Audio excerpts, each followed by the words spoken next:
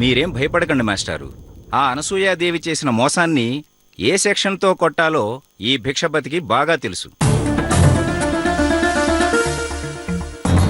అయినా మీరేమీ ఆవిడికి ఆస్తి స్వాధీనం అగ్రిమెంట్ రాయలేదుగా.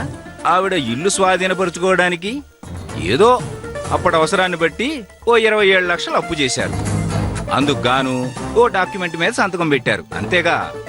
అవును లాయర్ గారు, కాకపోతే అప్పటి పరిస్థితుల్ని బట్టి, ఆ సమయంలో ఆవిడ మీద నమ్మకాన్ని బట్టి ఆ డాక్యుమెంట్ మీద ఏం రాశారో ఎలా రాశారో కూడా చదవకుండానే మా నాన్నగారు సంతకం పెట్టేశారండి. అదొక్కటే మా భయం. మీరు ఆ డాక్యుమెంట్ సంగతి మర్చిపోండి. గట్టిగా మాట్లాడితే మిమ్మల్ని బెదిరించి సంతకం చేయించారని సాక్ష్యం పుట్టిస్తాను, సరేనా? అలా వద్దు. ఆవిడేదో మోసం చేసిందని నేను అదే దారిలో వెళ్ళలేను. నాకు న్యాయం జరిగినా జరగకపోయినా పర్వాలేదు, అబద్ధం మాత్రం చెప్పను. ఇవి మంచితనానికి రోజులు కావు మాస్టారు. ఎత్తుకు పై ఎత్తు వేస్తే గాని కేసును మనం గెలవలేము. మీరంతగా ఇష్టపడడం లేదు కాబట్టి వాళ్ళని వేరే సెక్షన్తో కొడదాం, సరేనా? ఏమో లాయర్ గారు, మీరెంత ధైర్యం చెబుతున్నా ఏదో చిన్న భయం నన్ను వెంటాడుతోంది. ఈ ఇల్లు నాకు దక్కదేమోనన్న అనుమానం కలుగుతోంది. మీకెలాంటి అనుమానం అక్కర్లేదండి. ఈ భిక్షపతి సెక్షన్తో కొడితే ఆపోజిట్ లాయర్కి ఆప్షన్స్ ఉండవండి. మనం కేసు గెలుస్తున్నాం. నేనుండగా ఆ అనసూయ ఈ ఇల్లు కాదు కదా, ఈ కాంపౌండ్లోకి కాలు కూడా పెట్టలేదు.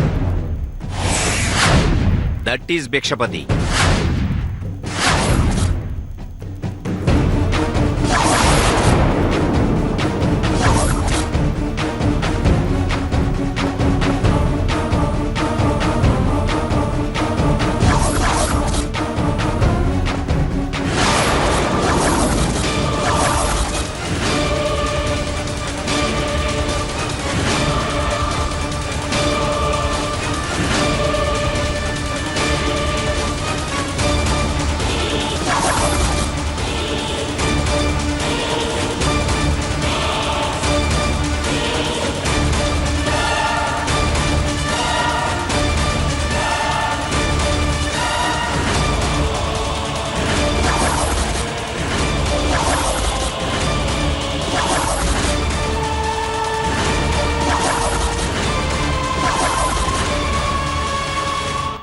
చేతు, వీళ్ళకి తలపొగరు కాస్తంత ఎక్కువలాగుంది. అందుకే మనం ఖాళీ చేయమని చెప్పినా జాలీగా ఇక్కడే కబుర్లు చెప్పుకుంటూ కూర్చున్నారు. వాళ్ళు ఖాళీ చేయకపోతే మనం ఖాళీ చేద్దామా? రేయ్, లోపలికెళ్ళి సామాన్లు మొత్తం బయటపడేయండి రా. ఇంకా చూస్తారేమిటి లాయర్ గారు, వెళ్ళి మీ సెక్షన్లతో కొట్టి ఆ తల్లి కొడుకుల నోర్లు ముయించండి. మీరుండండి, నేను మాట్లాడొస్తాను. చూడండి, మీరు చేసింది మోసం అని నిరూపించడానికి నా దగ్గర పక్కా ఎవిడెన్స్ ఉంది. ఏంటో అది? చెప్పేస్తారు మరి. అయినా మీకు అప్పులివ్వడాలు వసూలు చేసుకోవడాలు తప్ప చట్టం గురించి కొంచెం కూడా అవగాహన ఉన్నట్లేదే.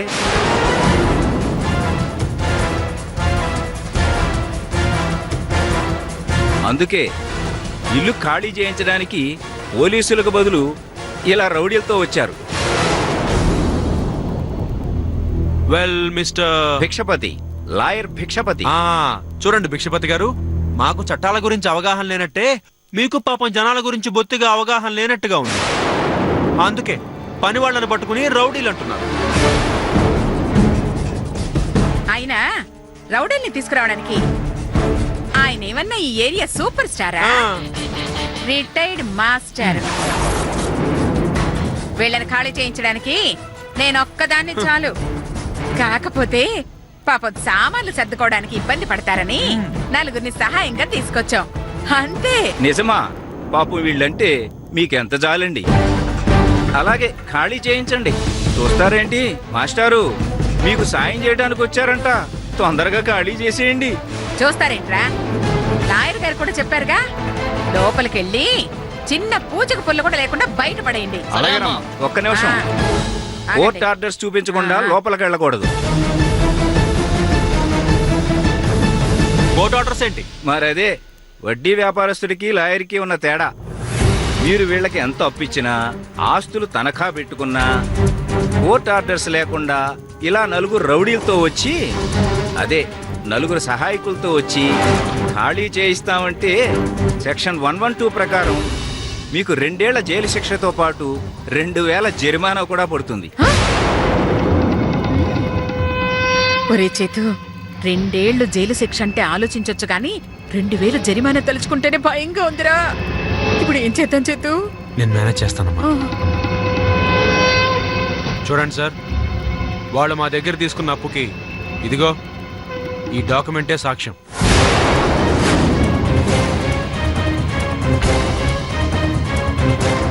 ఈ అగ్రిమెంట్ లో రాసున్న మ్యాటర్ మాస్టర్ అంగీకారంతోనే జరిగిందని చెప్పడానికి ఆయన సంతకమే సాక్ష్యం. ఇప్పుడు గనక మేము కోర్టుకు వెళ్తే ఏం జరుగుతుందో వాళ్ళకి తెలియపోవచ్చు కానీ మీకు బాగా తెలుసు కదా. అందుకని ఆర్గ్యుమెంట్లు మానేసి మా ఇల్లు మాకు ఇచ్చేయమని చెప్పి వాళ్ళకి చెప్పండి. లేదంటే లీగల్గా పోలీసులతో వాళ్ళని ఎలా ఖాళీ చేయించాలో మాకు బాగా తెలుసు.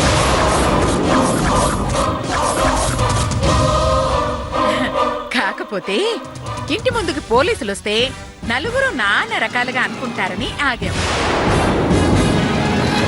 మాదసలే జాలిగుండె, ఎవరు బాధపడినా చూడలేము. అందుకే కోర్టుకు వెళ్ళలేదు. మీరు కోర్టుకు వెళ్ళినా వీళ్ళని ఖాళీ చేయించలేరు.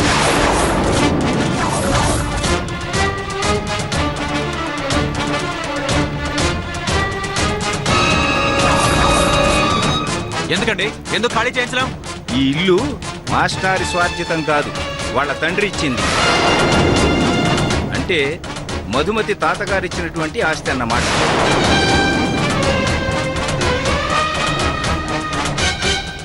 చట్ట ప్రకారం తాత ఆస్తి మనవాళ్ళకి గాని మనవరాళ్ళకి గాని వస్తుంది.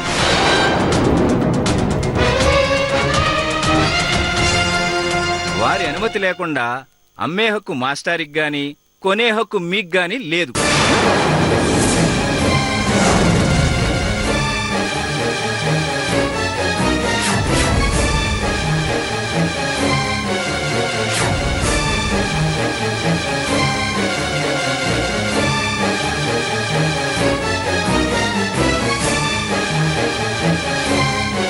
మధుమతి వాళ్ళక్క డాక్యుమెంట్స్ మీద సంతకం పెట్టలేదు కాబట్టి కోర్టులో మీ కేసు నిలబడదు.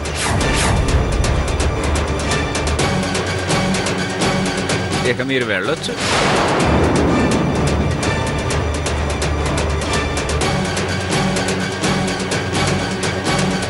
వాళ్ళు మీకు ఫీజు ఎంత ఇస్తున్నారు?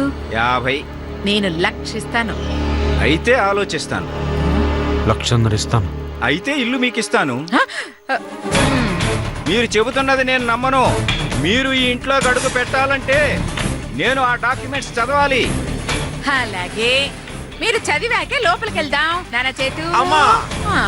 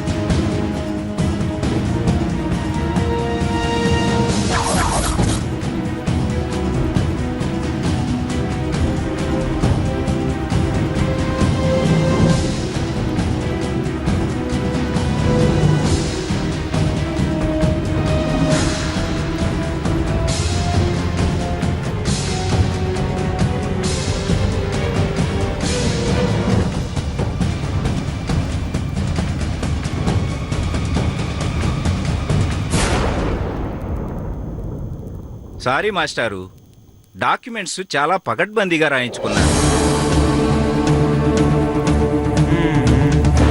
దీంతో మనం కోర్టుకెళ్ళినా మనం ఓడిపోక తప్పదు.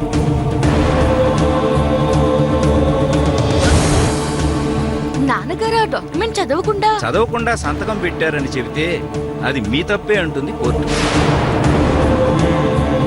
ఎందుకంటే సంతకం పెట్టిన వ్యక్తి చదువురాని వారు కాదు. ఎంతో మందికి చదువు చెప్పినటువంటి మాస్టర్.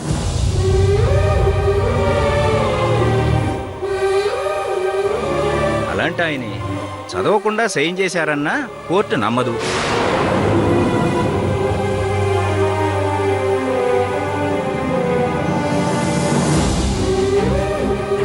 ఇలా అజాగ్రత్తగా ఉండడం మీ బ్యాడ్ లక్.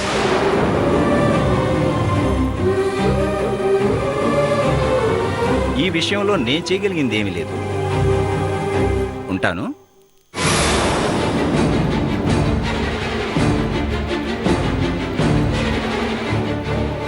మాస్టారు, తెలిసిన వాళ్ళు కాబట్టి నాదో చిన్న సలహా. అనవసరంగా వేరే లాయర్ని పిలిపించుకొని డబ్బులు వేస్ట్ చేసుకోమాకండి. ఎందుకంటే ఫీజు కోసం ముందు గెలుస్తామని చెప్పిన డాక్యుమెంట్ చదవగానే వెనక్కి వెళ్ళిపోతారు. ఆ తర్వాత మీ ఇష్టం.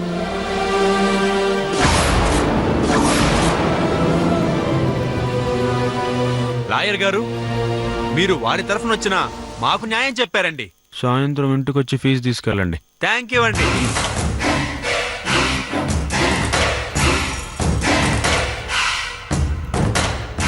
చూసారుగా, మీకు న్యాయం చేస్తాడని తెచ్చుకున్న లాయరు న్యాయం మా వైపు ఉందని చెప్పి వెళ్ళిపోయాడు. ఇప్పటికైనా ఖాళీ చేస్తారా, మమ్మల్ని చేయించమంటారా?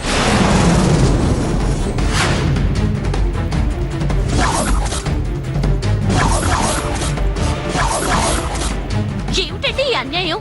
మీరు అసలు మనుషులేనా? ఇలా మోసం చేసి ఆస్తులు రాయించుకోవడానికి మీకు సిగ్గుగా అనిపించడం లేదు? ఏయ్ చాలు, చాలాపు. మేమొచ్చింది నీ శాస్త్రోక్తమైన డైలాగులు విని చప్పట్లు కొట్టి వెళ్ళటానికి కాదు. ఇదిగా నా కోపం పెరక్క ముందే వెళితే మీకే మంచిది. నా కంటెంట్లో ప్రాణం ఉండగా ఈ ఇల్లు ఖాళీ చెయ్యనండి. మీరు గనక దౌర్జన్యం చేస్తే పోలీసులకి ఫోన్ చేస్తానండి.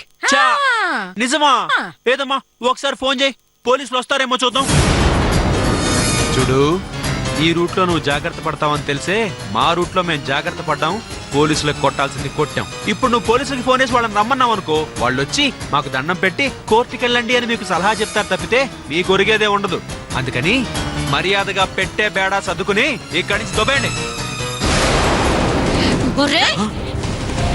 చెట్టుకు తెగించారా? మిమ్మల్ని బతుకనివ్వండి రా.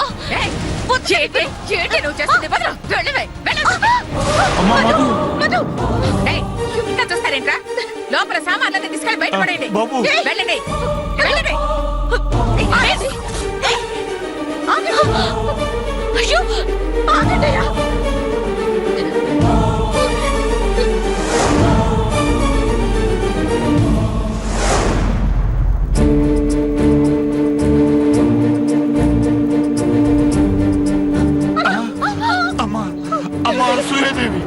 వాళ్ళని ఆపండి తల్లి. నాకు కొంచెం గడువు ఇప్పిస్తే మీ డబ్బు అనా పైసలతో సహా కట్టేస్తాను. అమ్మా, వాళ్ళని ఆపండి అమ్మా.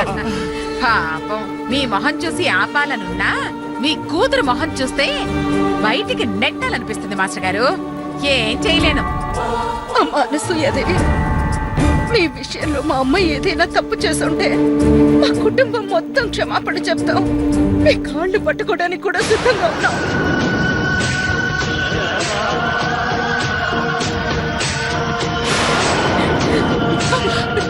దయచేసి వాళ్ళని ఆగమని చెప్పండి అమ్మా. ఆ నీచులు క్షమాపణ చెప్పడం కంటే చావడన్నయ్యో. నీ వల్ల ఈ పరిస్థితి వచ్చింది. నువ్వే కనుక ఆ తల్లితో గొడవ పెట్టుకుని ఉండకపోతే ఇలా ఇల్లు పోగొట్టుకున్న దురదృష్టం వచ్చేదే కాదు. నువ్వు ఇప్పటి వరకు చేసింది చాలు. మా ఏడుపు మమ్మల్ని ఏడవని.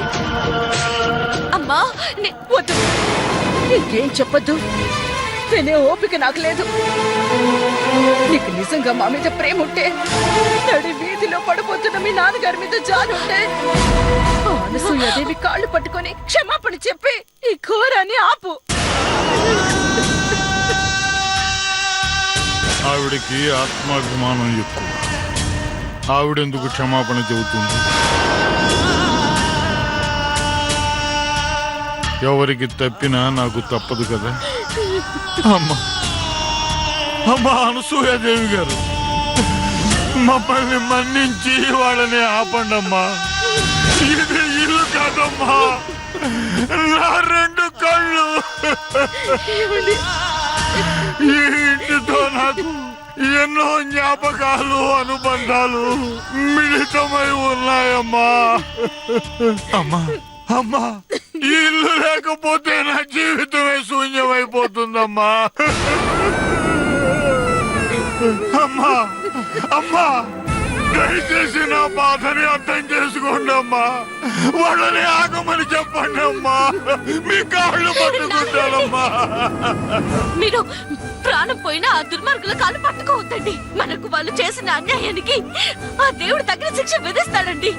దయచేసి మీరు వాళ్ళ ముందు తల వంచకండి. నేను భరించలేనండి. మీరు అడిగితే నా ప్రాణాలైనా ఇచ్చేస్తానండి. ఆ నీచుల కాళ్ళు మాత్రం పట్టుకోను. మిమ్మల్ని పట్టుకోనివ్వనండి. అలా మీరు పట్టుకుంటే మీ కూతురు బతుకున్నా మరణించిన దాంతో సమానమండి. అమ్మా అమ్మా తల్లి.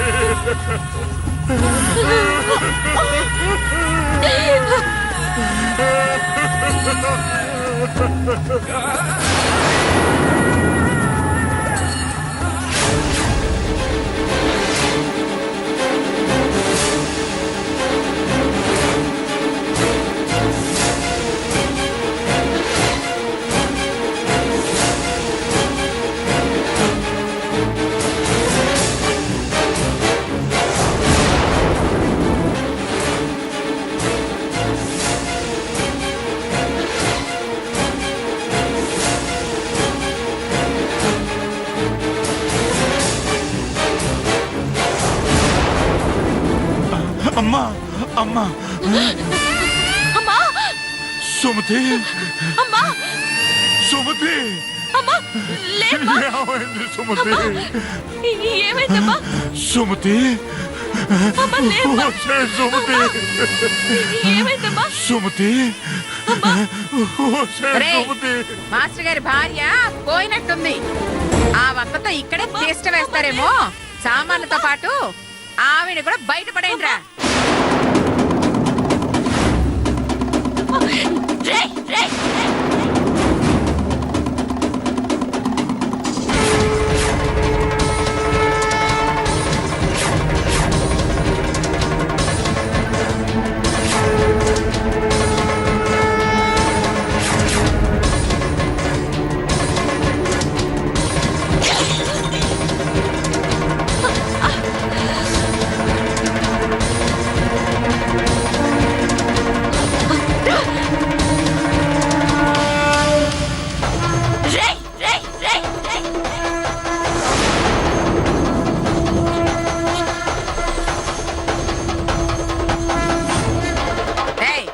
ఇలా చూసే పరిస్థితి ఇంత దాకా తెచ్చుకున్నాం.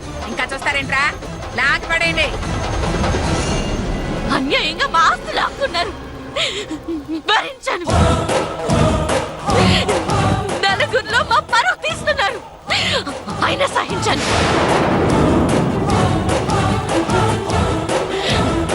కానీ నా ప్రాణానికి ప్రాణమైనా మా అమ్మ జోలికొచ్చారు. మా అమ్మ మీదొట్టు ఒక్క అడుగు ముందుకు వేసినా మీలో ఒక్కరు కూడా వెనక్కి వెళ్ళరు. రండిరా. ఆడదానికి భయపడతారంట్రా, లాగేయండి. రండిరా, రండి, రండి.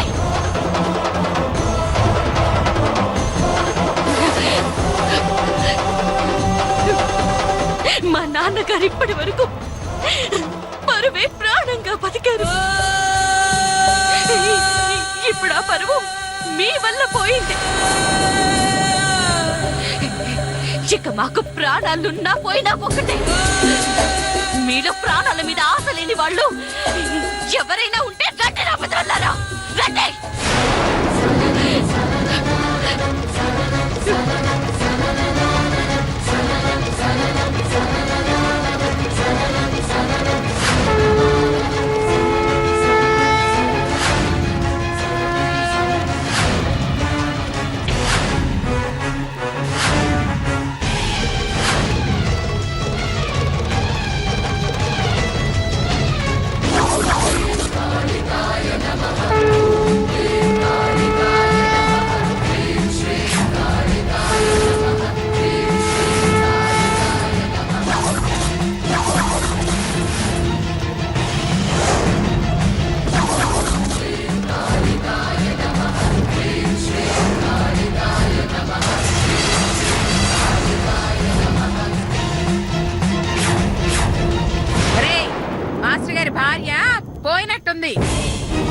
రాత్రంతా ఇక్కడే టేస్ట్ వేస్తారేమో. సామాన్లతో పాటు ఆవిడ కూడా బయటపడేయండిరా, బయటపడేయండి.